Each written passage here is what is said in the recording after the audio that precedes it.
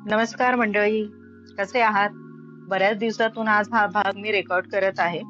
तर चला, आज आपण बघूयात साद देती हिम शिखरे याचा भाग 6वा. श्री चेट्टियार यांचे नाव मद्रासमध्ये उद्योगपती म्हणून मशहूर होते. चेट्टियार कुटुंबीय गुरुदेवांच्या शिष्यवर्गात त्यांच्या वडिलांपासून मोडत असत. स्वतः चेट्टियार अति आनंदी वृत्तीचा, धडधाकट प्रवृत्तीचा, जवळजवळ 50शीचा गृहस्थ. सौ चेट्टियार उच्चकुलीन प्रसिद्ध घराण्यातल्या मध्यम वयाच्या आणि समाजकर्त्या म्हणून प्रसिद्ध. त्यांना एक मुलगा आणि एक कन्यका. मुलीचे लग्न एका धनाढ्य श्रीमंताच्या मुलाशी झालेले असून मुलगा वडिलांच्याच धंद्यात लक्ष घालत होता.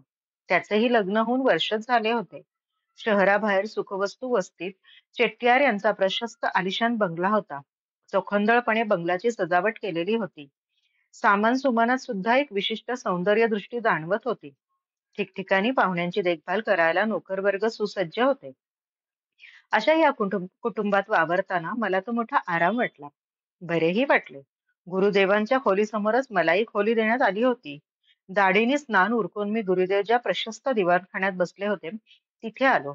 गुरुदेवांचे दर्शन घेण्याकरता बरीच मंडळी जमली होती. माझी नि चेट्टियार यांच्या मुलाची नि मुलीची गाठ दिवाणखान्यातच झाल्यावर मनात येऊन गेले, केवढा पैसा ओतला आहे या वास्तूत. कुठेही एवढा म्हणून हात आखडता घेतलेला नाही. आराम आणि सौंदर्यही. दोन्ही भावंडे सुशिक्षित होती. दोघांनी उच्च शिक्षण घेतले होते. मी त्यांच्या वागण्या बोलण्यात एक विशिष्ट लाघव होते. बोलता बोलता गुरुदेवांनी काय काय चमत्कार केले आहेत वगैरेंच्या गोष्टी त्यांनी मला सांगितल्या. त्यांच्याही मते गुरुदेवांबद्दल बुद्धीला बधीर करण्यासारखे काहीतरी विशेष होते. अतींद्रिय नव्हे तर अतिमानुष असे काहीतरी चमत्कार त्या दोघांनी स्वतः अनुभवले असल्यामुळे गुरुदेवांजवळ दैवी शक्ती आहे याबद्दल त्यांचं बालंबाल खात्री पटल्याने कबूल केले. गावातून दर्शनाला आलेल्या काहींनी या आमच्या गप्पात भाग घेतला. गुरुदेवांच्या ठायी असलेल्या दैवी सामर्थ्याबद्दल ग्वाही दिली. एवढ्या लहान वयात गुरुदेवांचे सान्निध्य मला कसे मिळाले याची त्यांनी खोदून खोदून चौकशी केली. आणि मला त्यांच्या सान्निध्यात हिंडण्या फिरण्याची संधी मिळत आहे हे माझे परमभाग्य आहे असा अभिप्रायही त्यांनी अनाहूतपणे व्यक्त केला. दर्शनाकरिता लोक अव्याहत येत होते. मी त्यातून मोकळे होऊन गुरुदेवांना उपहार घ्यायला 1 वाजला. आम्ही सर्वजण जेवण घरात आपापल्या आसनावर स्थानापन्न झालो. कितीतरी तऱ्हेतऱ्हेचे प्रकार जेवणात केले होते. मी चवीने जेवलो. खरोखरच मला स्वयंपाक फारच आवडला होता. जेवण झाल्यावर सायंकाळच्या 6 वाजेपर्यंत मला मोकळीक असल्याने वाटल्यास माझ्या मित्राला भेटायला जावे असे गुरुदेवांनी मला सुचविले. श्री चेट्टियार यांनी मी एक गाडी घेऊन जावे असं आग्रहाने सांगितलं. माझा विश्वविद्यालयीन सहअध्यायी यावेळी मद्रासच्या कॉलेजात प्राध्यापक होता. मी त्याला भेटायला गेलो. मला भेटल्याचा त्याला खरोखरच आनंद झाला होता. मी त्याच्या लेक्चरचा तास संपताच त्याच्या घरी जायचे ठरवले. कॉलेजच्याच क्वार्टर्समध्ये तो सपत्नीक राहत होता. त्याची पत्नी ही पदवीधर असून शिक्षिका होती. आम्ही घरी पोहोचतो तो तीही आपल्या शाळेतील कामे उरकून घरी आलेली होती. त्या उभयतांनी गुरुदेवांबद्दल ऐकले होते पुष्कळ, पण प्रत्यक्ष भेटीचा योग आला नव्हता. त्याच गुरुदेवांचा सहप्रवासी म्हणून मी आलो आहे हे समजताच त्यांना आश्चर्य वाटले. गुरुदेवांबद्दल त्यांच्या भक्तगणांकडून उभयतांनी इतक्या प्रशंसनीय गोष्टी ऐकल्या होत्या की त्यांना भेटण्याची त्या पती पत्नीला कमालीची उत्सुकता होती. महात्मता किंवा अतींद्रिय शक्तीवर त्यांचाही विश्वास नव्हता आणि निसर्गालाही नमवणारी शक्ती मनुष्याला संपादन करता येणे शक्य होईल हे त्यांनाही मान्य नव्हते. तरीही या तथाकथित पुरुषोत्तमाला पाहण्याची उत्सुकता मात्र त्यांना होती. निव्वळ कुतूहलजन्य. गुरुदेवांबद्दल त्यांनी मला कितीतरी प्रश्न विचारले. ते कोण, कुठले, ते राहतात वागतात कसे, विशेषतः ते जे काही चमत्कार करून दाखवतात असे बोलले जाते त्याविषयी तर प्रामुख्यानेच.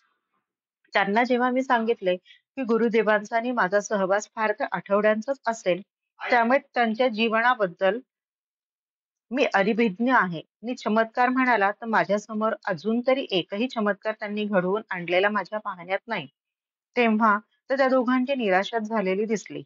मात्र मी असेही सांगितले की गुरुदेव ही एक फारच सज्जन व्यक्ती आहे आणि त्यांच्या व्यक्तिमत्वाभोवती अनाकालनी असे चमत्कारिक वलय आहे हे मात्र खरे. अशा प्रकारे कित्येक विषयांवर आमची बराच वेळ चर्चा झाली होती आणि पुढील आयुष्यात काय करायचे ठरवले आहे या प्रश्नावर गोष्टी येऊन थडकल्या. मी मोकळेपणाने सांगितले, सध्या तरी मी काहीच ठरवलेलं नाही. मजेत वेळ घालवतो आहे झाले. माझ्या स्नेहाने आणि त्याच्या पत्नीने अजिजीने मला सांगितले की जीवनात आता स्थिर व्हायलाच हवे. मी कुठेतरी नोकरी पत्करावी किंवा सरळ इंग्लंडला जाऊन उच्च पदवी तरी संपादन करावी.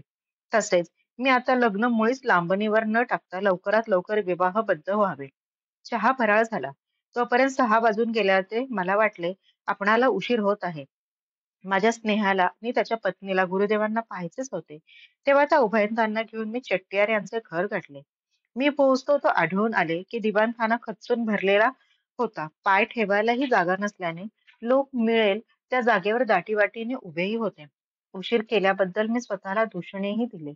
त्या गर्दीतही लोकांना दूर करून दोन्ही पाहुण्यांसकट मी आत प्रवेश केला. पण गर्दी इतकी ठच्चून होती की पुढे जाणे अशक्य होऊन बसले. गुरुदेवांना बसण्याकरता किंकापी जरीचे काम केलेले उच्चासन व टेकायला लोट ठेवला होता. त्यांनी फैन धवल पेहराव परिधान केला होता आणि त्याचा प्रभाव जनसमुदायावर स्पष्ट दिसत होता. तोंडावर दिल हरकून घेणारं स्मित होते आणि विशाल डोळे तेजाने झळकत होते. मला दिवाणखान्याच्या एका दाराशी उभा असलेला पाहून त्यांनी बसलेल्यांना विनंती करून मला आणि माझ्या बरोबरच्या पाहुण्यांना स्वतःपर्यंत यायला वाट करून दिली. मी त्यांच्यापर्यंत पोहोचलो तेव्हा कपडे बदलण्यास त्यांनी सांगितले. स्वतःच्या खोलीत जाऊन स्वच्छ परीटघडीचा पायघोळ पायजामा नि वर लांब बाह्यांचा सैल कुर्ता घालून त्यांच्या समीप आलो. माझे मित्र व त्यांची पत्नी गुरुदेवांच्या समोरच बसली होती.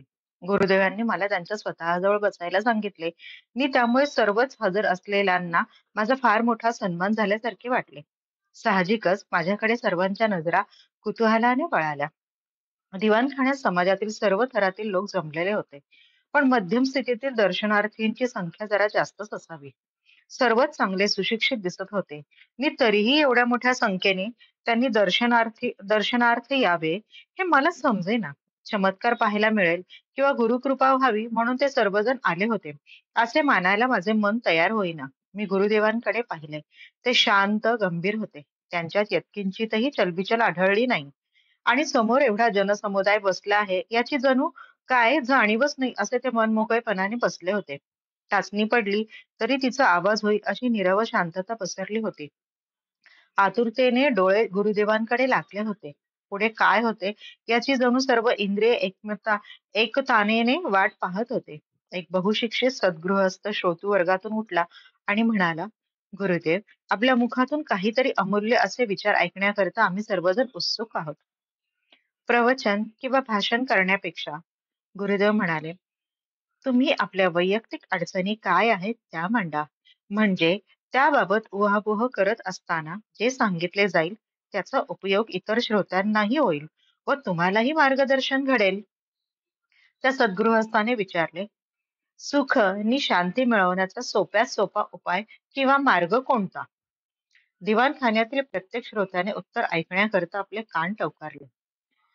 जगात सुख नि शांती मिळविण्याकरिता प्रत्येक जण प्रयत्नशील आहे. गुरुदेव म्हणाले, व्यक्ती व्यक्तीप्रमाणेच प्रयत्नांचे प्रकारही वेगवेगळे असतील.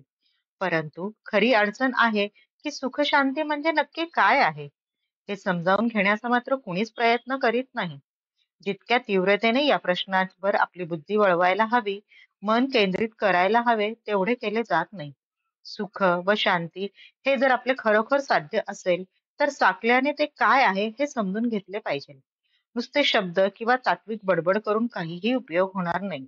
मनाला भंडावून सोडणारा, सतत टोचणी लावणारा तो प्रश्न झाला पाहिजे. समजावून घेण्याचा प्रामाणिक प्रयत्न करून पाहाल तर आढळून येईल, आपण ज्याला सुख समाधान मिळवायचे आहे म्हणतो ते दुसरे काही नसून ज्यामुळे असुख उत्पन्न होऊन त्यामुळे मनच शांती बिघडते ते असुख उत्पन्न करणारे अडथळे वा कारणे नाहीशी व्हावीत अशी आपली मनापासूनची इच्छा असते. तेव्हा या सुख समाधानाला झाकळून टाकणाऱ्या काय नि कोणकोणत्या गोष्टी आहेत हा ज्याचा त्याने विचार करायला हवा. हा विचार सुरू झाला आहे आढळते ते असे. आपल्या इच्छा, ईर्ष्या किंवा महत्वाकांक्षा, वासना, अतृप्ती किंवा हावरेपणा, असूया वगैरे गोष्टींनी सारे जीवन गढवळे नि असुख नि अशांती निर्माण होऊन केविलवाणी मनस्थिती उत्पन्न होते. यांना जर कोणत्याही रीतीने वा युक्तीने टाळता आले तर त्याचा निराश करता आला किंवा त्याची योग्य ती वसालत लावता आली तर सुख, शांती, समाधान उत्पन्न होऊ शकेल. अमंगळ ज्याच्याकडे आपण अंगुली निर्देश करीत आहोत, ती आपणच उत्पन्न केलेली आहेत. तुम्ही ज्या समाजात राहता, ज्या तऱ्हेचे जीवन जगता, ज्या धार्मिक विचारधारा उराशी बाळगता, त्या जातीशी व विशिष्ट मतांशी स्वतःला निगडीत करता, किंवा भल्या-बुऱ्या पण वैयक्तिक कल्पना घट्ट धरून राहण्यातच जिवंत राहणे शक्य आहे, असे तुम्ही मानता. त्या एकेकीमध्ये किंवा त्यांच्या एकत्रित परिणाम म्हणून त्या कारणांचा जन्म झालेला आहे. याचाच अर्थ आपली शरीरे कितीतरी उबदार पांघरुणांनी झाकून टाकलेली आहेत आणि सुद्धा इच्छा मात्र करीत असता मोकळ्या जीवनदायी वाऱ्याच्या झुळकेची. तेव्हा तुमचे तुम्हालाच प्रश्नाचे सोपे उत्तर गवसेल. पांघरुणे फेकून द्या, तरच मोकळ्या हवेची झुळूक मिळून तुम्ही ताजेतवाने व्हाल. जे आपले नाही ती मिळविण्याचा हव्यास, आपण जसे नाही तसे होण्याची महत्वाकांक्षा, जे आपले नाही ते धरून ठेवण्याची किंवा आपण कोणीतरी आहोत ते सतत दाखवण्याची धडपड ही ती फेकून देण्याच्या लायकीची असलेली पांघरुणे होत. जीवनावश्यक गोष्टींशिवाय आपण कितीतरी इतर गोष्टी मिळविण्याकरिता उगाच धडपडत असतो. हा जो पसारा आपल्या भोवती आपण निर्माण करून ठेवतो, तोच जीवनात अपेक्षित सुख व समाधानाच्या वाटा रोखून धरीत असतो. जगात राहायचे तर जग रहाटीप्रमाणे वागायला हवे, असा मूर्खपणाचा मुद्दा पुष्कळदा पुढे करण्यात येतो. आजचे जग कसे आहे हे पाहिले तर जिकडे तिकडे निरनिराळे धर्म, पंथ, जाती, उपजाती आणि निरनिराळे वाद या मतप्रणाली यांचा नुसता गोंधळ माजला आहे. मी जी मते मानतो तीच खरी. मी आचरित असलेली जीवनसरणीची काय ती खरी नि विचारपूर्वक आखलेली तिचा अवलंब प्रत्येकानेच करायला हवा. हाच आग्रह पावलोपावली चाललेला असून आपली मते दुसऱ्यावर लादण्याचाच आटोकाट प्रयत्न सगळीकडे चाललेला आजच्या जगात तरी दिसतो. त्यामुळे होते असे की आपले प्रभुत्व व पुढारीपण, आपले प्रभावळ व अनुयायी, आपले व्यक्तित्व, आपली सत्ता आणि मत इत्यादी कायम टिकविण्याकरिता अव्याहत चाललेला झगडा हे जणू जीवन अशी चुकीची विचारसरणी बुद्धमूल्य होऊन बसली आहे. भोवताली चाललेल्या धुमश्चक्रीत तुम्हाला सुख हाती लागायचे कसे? तुम्हाला नीरव शांतता हवी असली तर ती या बाजारी गलबल्यात मिळणार कशी? इथे देणी नि घेणी, माझे नि तुझे याशिवाय भाषाच नाही. हालचाल नाही, कर्तव्य नाही. तुम्ही येथे बहुसंख्येने जमला आहात. ऐका हो ऐका, असं एकमेकांना सुनावत जर सगळेच ओरडू लागले तर मी काय बोललो हे कोणाला तरी नीट ऐकू येऊ शकेल का? कधीच नाही. प्रत्येक जण स्वतः शांत राहिला तरच आनंद मिळू शकेल. त्याप्रमाणे आपली जीवनसरिता ज्यामुळे गढूळ होत आहे, त्या त्याज्य गोष्टींपासून जेव्हा आपण दूर असू व त्याचा अडथळा जेव्हा आपण आपल्या हाताने बाजूला करू, तेव्हा जीवन सुख शांतीपूर्ण होईल. नीरव शांततेचा लाभ बाजारातल्या गोंगाटात कधीतरी होईल काय?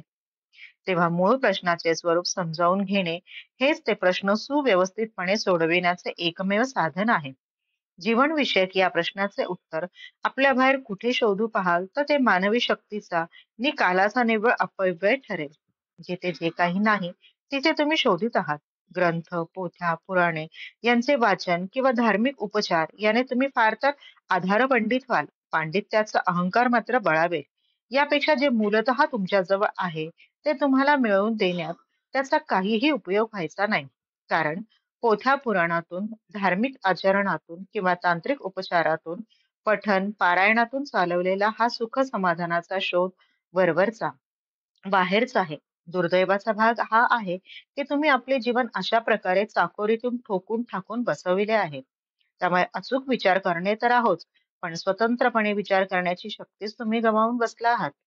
तुम्हाला आवडणार नाही माझे बोलणे, पण वस्तुस्थितीच अशी आहे की ऐकावे कसे, लक्ष देणे म्हणजे काय हे सुद्धा तुम्हाला मुळीच ठाऊक नाही. तुम्ही म्हणाल, आम्ही आता जे काही करीत आहोत ते लक्षपूर्वक ऐकणे नाही का? पण जरा अंतर्मुख होऊन पहा की इथे ऐकता ऐकता तुमच्या मनात त्याच वेळी काय चालले आहे. एकीकडे तुम्ही ऐकता आहात, पण मनात मात्र तुमची तुलना चालू आहे. तुमच्या स्वतःच्या ज्ञानाशी मी काय सांगत आहे त्याची. तुमची श्रवण भक्ती एकीकडे चालली असताना मी बोलतो आहे त्या अनुरोधाने कितीतरी गोष्टींची उजळणी तुमच्या अंतर्मनात चालू आहे.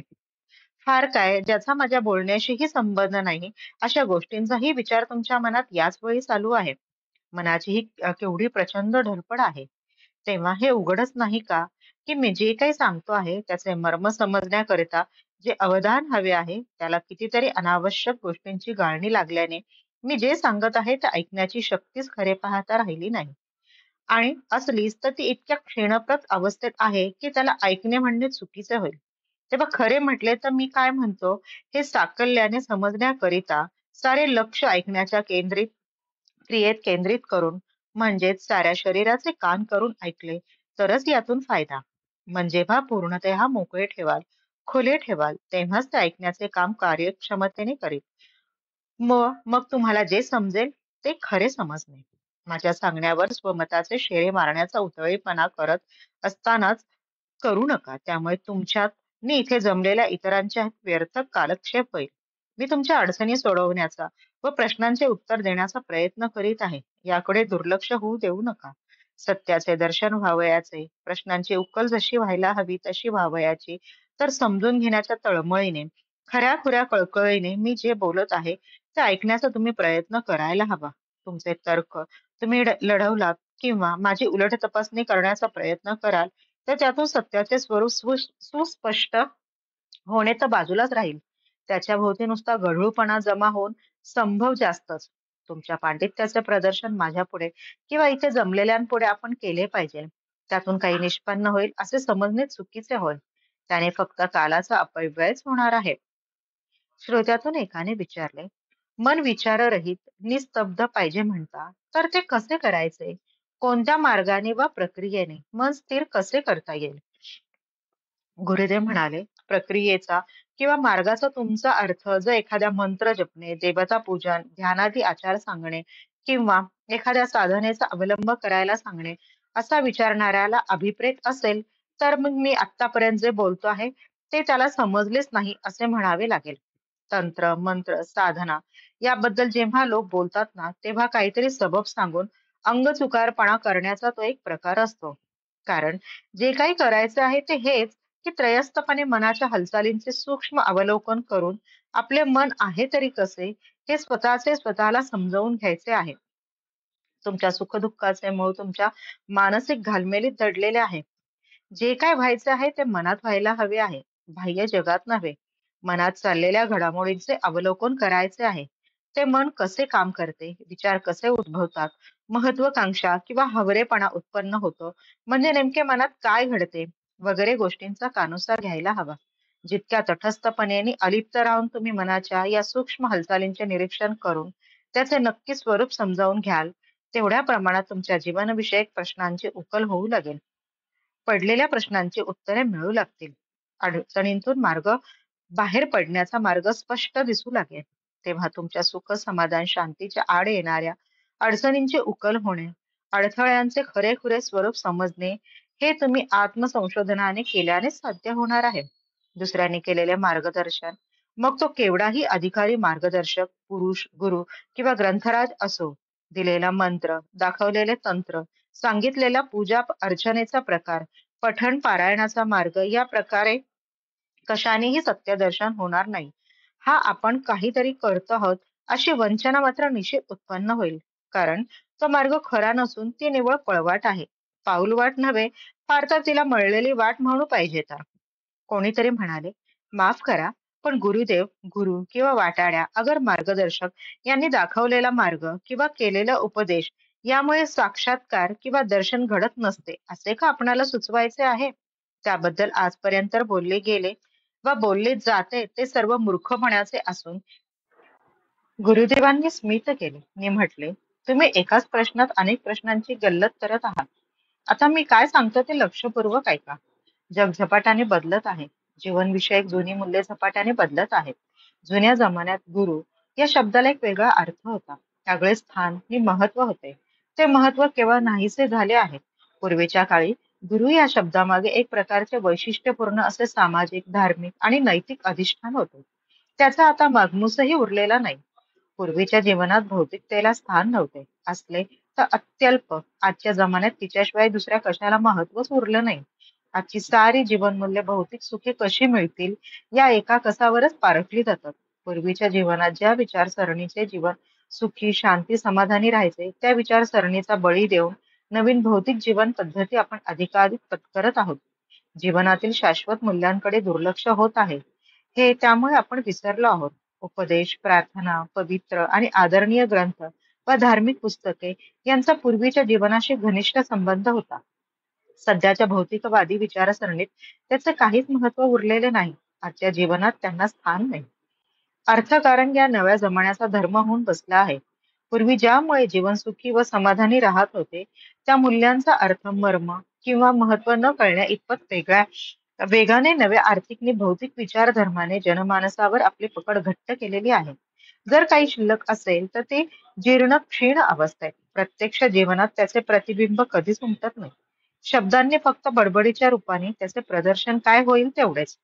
दुर्दैवाने सध्या अशी स्थिती उत्पन्न झालेली आहे की भक्ती कशाशी खाता, श्रद्धा म्हणजे काय, प्रेम कशाला म्हणतात, सत्याचे खरे स्वरूप कोणते, नीती, सदाचार असे काही पदार्थ असू शकतो का, याचा जिथे पत्ता नाही तिथे ईश्वराचे अस्तित्व कसे मानायचे. अर्थ न समजता त्या शब्दांचा उच्चार केला जातो किंवा उपयोग केला जातो. सध्या अशा या स्थितीत गुरुसेवा आणि गुरुपदेश यामागील खरा भाव आजच्या जमान्यात कसा, काय आणि कितपत समजणार. आज लोकांना गुरु का हवा असतो, तर दैनंदिन जीवनाच्या विवंचनापासून सुटका होण्यासाठी. अपेक्षित उतारा नाही सापडला की चालले ते दुसऱ्या गुरुच्या शोधात. थोडक्यात थोडक्यात म्हणजे सध्या गुरु शब्दाला बाजारीपणा आला आहे. ती एखादी खरेदी करण्याची बाजारी वस्तू झाली आहे. जर एखादा गुरु जास्त शारीरिक सुखे आणि पैसा मिळवून देतो आहे असे तुम्ही ऐकले, तर सध्याच्या गुरु सोडून हमखास नव्या गुरुच्या भजनी लागता.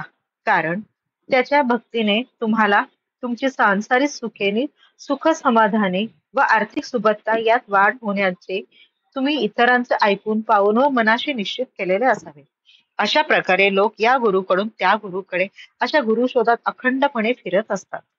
गुरु या स्थानाची आणि शब्दाची ही निवळ घृणास्पद थट्टा आहे. अशा प्रकारे वस्तुतः जे गुरुबद्दल विचार करतात त्यांना निश्चितपणे गुरुची गरजही नसते. तुमच्या आर्थिक व ऐहिक अडीअडचणीच्या वेळी उपयोगी पडणारी गुरु ही कोणी पेढी नव्हे किंवा उताराही नव्हे, पळवाट किंवा साधनही नव्हे. गुरु हा आयुष्यातला व्यवसाय होऊ शकत नाही, ती संस्थाही नाही. कारण असे की याचे खरेपणाला श्रद्धा, भक्ती, शक्ती, प्रेम, समर्पण बुद्धी आणि आनंदमय स्थिती याची तुम्हाला कधीच अनुभूती येणारच नाही. त्यामुळे त्याचे खरे अर्थही तुम्हाला समजणार नसणार. सध्याच्या गुरुचीही ही स्थिती आहे. त्यामुळे आंधळ्याला आंधळ्याचे मार्गदर्शन करावे अशी आजची स्थिती आहे. स्वतः अज्ञानी दुसऱ्याला उपदेश तो काय करणार. माझे तुम्हाला स्पष्ट सांगणे आहे की अगदी मनापासून खोलवर विचार करा आणि तुम्हाला गुरुची आवश्यकता का भासते या प्रश्नाचे उत्तर शोधून पहा. माझी खात्री आहे की तुमचे प्रश्न सोडवण्यासाठी स्वतः कष्ट करायला तयार नसल्याने, स्वतःला काही कष्ट न पडता अन्य कोणीतरी तुमचे प्रश्न समजावून घेऊन व सोडवून तुम्हाला आराम देण्यास मदत करेल, तर ते तुम्हाला हवे असते. गुरु या शब्दाची जादू तुम्हाला वाटत असली पाहिजे. तरी मी हेच म्हणेन की ज्याचा त्याने गुरु व्हावे. सत्याचे दर्शन व्हायला स्वतःचा गुरु होण्यापेक्षा अन्य उत्तम मार्ग कोणताही नाही. पुस्तकाचा उपयोग फक्त संदर्भ शोधण्यापुरता. त्यांच्यापासून काही मार्ग सापडेल म्हणाल तो त्याने तुमची प्रगती फक्त खुंटेल. तुम्ही स्वतःच्या सुख समाधानाच्या आड नसते अडथळे उत्पन्न करीत आहात आणि अपेक्षित सुख हे समाधान जर तुम्हाला मिळत नसेल तर त्याबद्दल इतर कोणी दोषी नसून तुम्हीच दोषी आहात.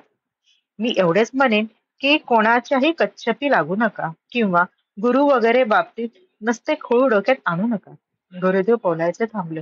त्यांचा मृदू मधुर आवाज कितीतरी वेळ कानात घुमत होता. श्रोतृवर्ग चित्रासारखा तटस्थ होता. क्षणभर का होईना सर्व दिवाणखान्यात नीरव शांतता पसरली होती. तेवढ्या श्रोत्यातून कुणीतरी विचारले, माफ करा, पण ग्रंथ जर मार्गदर्शक काम करत नसतील तर मग ते लिहिले तरी कशाला.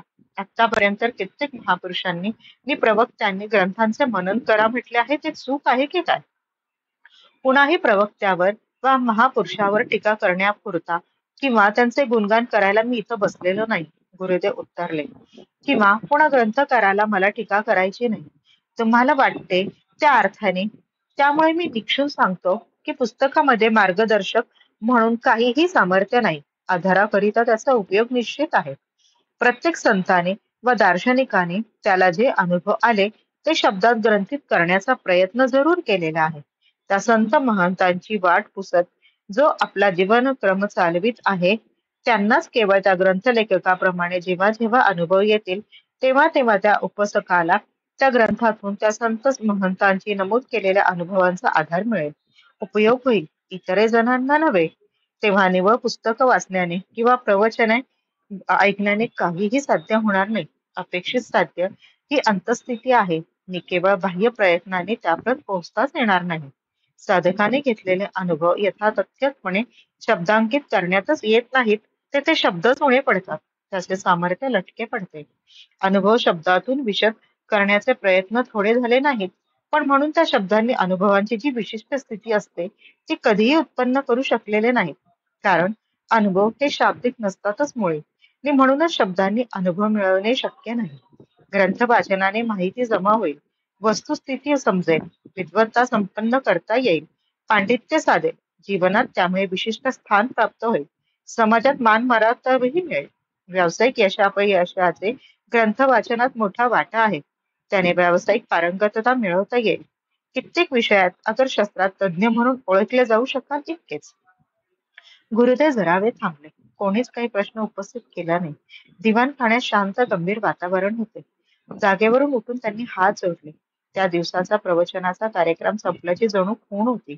त्यांचे दर्शन घेण्याकरता श्रोतू वर्गात गडबड उडाली. पण कोणीही आपल्या जागा सोडू नये असे गुरुदेवांनी आदेश दिला. सावकाशपणे जनसमुदायातून ते चालू लागले. त्यामुळे सर्वांनाच विनासायास दर्शन पडले. दिवाणखान्यातून बाहेर पडेपर्यंत रात्रीचे 8 वाजून गेले होते. मी त्यांच्या पाठोपाठ बाहेर पडलो तेव्हा ते म्हणाले, माधव, आपण जरा मोकळ्या हवेत फिरायला जाऊयात. मी माझे स्लीपर पायात चढवले. नोकरांनी त्यांच्या खडावा त्यांच्या पुढे ठेवला. जिना उतरून आम्ही खाली आलो. मी दाराशी उभ्या असलेल्या मोटारीत बसलो. श्री चेट्टियार तेवढ्यात गाडीत येऊन बसले. बंगला सोडून आम्ही मद्रासच्या सुप्रसिद्ध पुळणीवर आलो. तर श्रोतू मंडळी, कसा वाटला आजचा भाग तुम्हाला? हा भाग जर आवडला असल्यास लाईक, शेअर आणि सबस्क्राईब करायला विसरू नका. नमस्कार.